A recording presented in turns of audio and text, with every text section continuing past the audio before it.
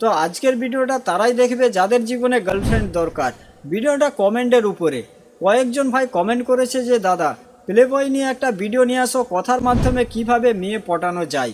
তো প্রথমে কথার মাধ্যমে মেয়ে পটাতে চাইলে সেই মেয়ের প্রশংসা তোমাকে করতে হবে। তো থামো, ভিডিওটা এখানেই ছেড়ে চলে যাবে না, ভিডিওটা শেষ পর্যন্ত দেখো।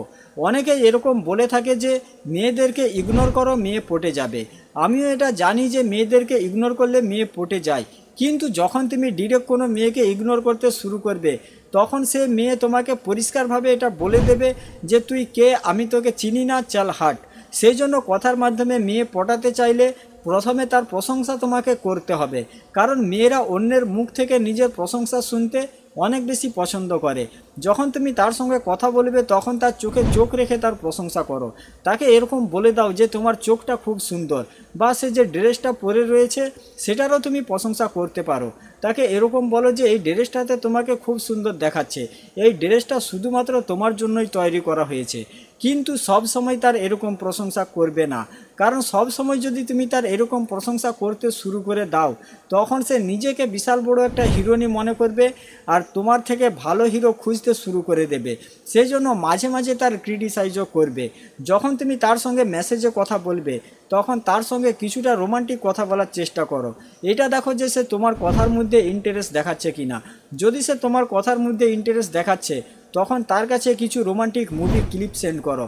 যখন তার সামনে দাঁড়িয়ে তার সঙ্গে কথা বলবে তখন তার আবভাব, তার অঙ্গিভঙ্গি সব কিছুই বোঝার চেষ্টা করো। এটা নোটিস করো যে সে তোমার সঙ্গে কেমনভাবে কথা বলতে চাইছে, সে তোমার সঙ্গে কথা বলার জন্য আগ্রহ দেখাচ্ছে কিনা, তোমার প্রতি সে ইন্টারেস্ট দেখাচ্ছে কিনা। যদি সেও তোমার সঙ্গে কথা বলার জন্য আগ্রহ দেখাচ্ছে, সেও যদি তোমার কথার মধ্যে ইন্টারেস্ট নিচ্ছে, তখন তুমি তার সঙ্গে এরকম 10-15 দিন চালিয়ে যাও। 10-15 দিন একইভাবে তার সঙ্গে কথা বলো, তাকে রোমান্টিক মেসেজ সেন্ড করো, তার প্রশংসা করে যাও। 10-15 দিন পরে তার থেকে দূরত্ব বাড়াও, তাকে ইগনোর করতে শুরু করে দাও। যখন তুমি 10-15 দিন তার সঙ্গে এরকম ব্যবহার করে তার থেকে দূরত্ব বাড়িয়ে নেবে তখনই সে পুরোপুরিভাবে ভাবনায় পড়ে যাবে। কার ভালোবাসা পুরো ভাবনার মধ্যেই হয়ে থাকে। তুমি যে 10-15 দিন তার সঙ্গে কথা বলেছো, তার প্রশংসা করেছো, এটা সে ভুলতে পারবে না। এই ঘটনাগুলো তার বারবার মনে পড়বে। তোমার কথা, তোমার ব্যবহার, এই সব কিছুই সে ভাবতে শুরু করে দেবে আর অটোমেটিক সে তোমার প্রেমে পড়ে যাবে। কিন্তু যখন তুমি তার সঙ্গে কথা বলছো, সে তোমার সঙ্গে কথা বলার জন্য কোনো ইন্টারেস্ট দেখাচ্ছে না, সে তোমার থেকে দূরত্ব বাড়াচ্ছে, তোমার সঙ্গে কথা শেষ করে দেবার বাহানা খুঁজছে, তখন তুমি তার সঙ্গে জোর করে কথা বলতে যাবে না। তখন তুমিও তার সঙ্গে কথা বলা শেষ করে দাও। 4-5টা মেয়ের সঙ্গে চিনা পরিচয় করো, তাদের জীবনে ভাই হয়ে থেকে যাবে না, বন্ধু হয়ে থেকে যাবে না, মোটামুটি একটা সম্পর্ক তৈরি করো যে তুমি তাকে চিনো, সে তোমাকে চিনে। না তো তোমরা বেস্ট ফ্রেন্ড, না তো তোমরা ভাই বোন। 10-15 দিনের মধ্যে তার সঙ্গে এরকম একটা সম্পর্ক তৈরি করো। যখন দেখছো যে সে তোমার প্রতি কিছুটা ইন্টারেস্ট দেখাচ্ছে তখন তুমি তাকে প্রপোজ করে দাও। যখনই সে না বলবে তখন আবার অন্য মেয়েকে প্রপোজ করো, সে না বলবে আবার অন্য মেয়েকে প্রপোজ করো। যখন তুমি এরকম পরপর প্রপোজ করতেই যাবে তো একটা মেয়ে পটেই যাবে। আর যখন তোমার কাছে 4-5টা মেয়ে থাকবে, 4-5টা মেয়ে যখন তোমার সঙ্গে কথা বলবে, সেখানে যখন তুমি একটা মেয়েকে প্রপোজ করবে তখন সেই মেয়েটা তোমার প্রপোজকে একটা লিমিটেড টাইম অফার বলে মনে করবে। সে এটা ভাববে যে আরে এই ছেলের পিছনে অনেকগুলো মেয়ে রয়েছে আর এ আমাকে প্রপোজ করেছে, আমি যদি একে না বলে দিই এ আবার অন্য কোনো মেয়ের পিছনে চলে যাবে, আর যেটার কারণে সে তোমাকে নাও বলতে পারবে না। তো এই টিপসটা ছাড়া তুমি এখনকার জামানায় তাড়াতাড়ি মেয়ে পটাতে পারবে না, কারণ এখনকার যুগে একটা মেয়ের পিছনে 20-30টা ছেলে পড়ে রয়েছে। ফেসবুক, হোয়াটসঅ্যাপ, ইনস্টাগ্রাম সব জায়গাতে তাকে পটানোর চেষ্টা করছে। এখানেই তোমাকে এই টিপসটা ইউজ করতে হবে। 4-5টা মেয়ের সঙ্গে চিনা পরিচয় করো।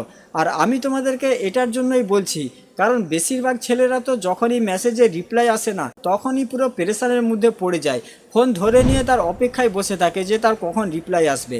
কিন্তু যখন তোমার হাতে 4-5 জন থাকবে তখন একজনের কাছ থেকে যদি রিপ্লাই নাও আসে আর একজন তোমাকে রিপ্লাই করবে, তুমি বোর হবে না, তুমি দুঃখ কষ্টও পাবে না। এখানে তোমাকে একটা জিনিস তোমাকে ফলো করতে হবে।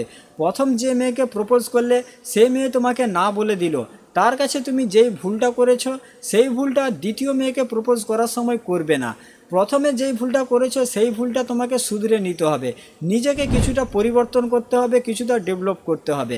দ্বিতীয় মেয়ের কাছে যে ভুল করেছো, ধরে নাও সে দ্বিতীয় মেয়ে তোমাকে না বলে দিয়েছে, তো তার কাছে যে ভুলটা করেছো সেই ভুলটা তৃতীয় মেয়ের কাছে করবে না, সেই ভুলটা তোমাকে শুধরে নিয়ে তাকে প্রপোজ করতে হবে। যখন তুমি এরকম করবে তখন সে মেয়ে তোমাকে রিজেক্টও করতে পারবে না, কারণ তখন তোমার মধ্যে আস্তে আস্তে এক্সপিরিয়েন্স চলে আসবে যে কীরকমভাবে তুমি তাকে প্রপোজ করবে, কীরকমভাবে তার সঙ্গে কথা বলবে, কীরকমভাবে প্রপোজ করলে সে তোমাকে না বলতে পারবে না। তো একটা কথা তোমাদের বলে দিই, কখনো কারোর মনে দুঃখ কষ্ট দেবে না, কাউকে কখনো ঠকাবে না, কারণ তুমি যদি দুঃখ কষ্ট দাও, তুমি যদি তাকে ঠকিয়ে থাকো, তাহলে একদিন তুমিও ঠকবে, তুমিও দুঃখ কষ্ট পাবে। আর একটা কথা জেনে রাখো, বেশি সুন্দরী মেয়েকে খুঁজতে যাবে না, তুমি যেরকম ঠিক সেরকম মেয়েকেই প্রপোজ করো, তখন এখানে রিজেক্ট হবার চান্স খুবই কম, এখানে সে মেয়ে খুব সহজেই পটেও যাবে। ঠিক আছে, তো আজকের ভিডিওটা এখানে শেষ করছি, সবাই ভালো থাকবেন। ভিডিওটা ভালো লাগলে চ্যানেলটা সাবস্ক্রাইব করে রাখবেন, আর ভিডিওটা বন্ধুবান্ধব বান্ধবীদের সঙ্গে অবশ্যই শেয়ার করে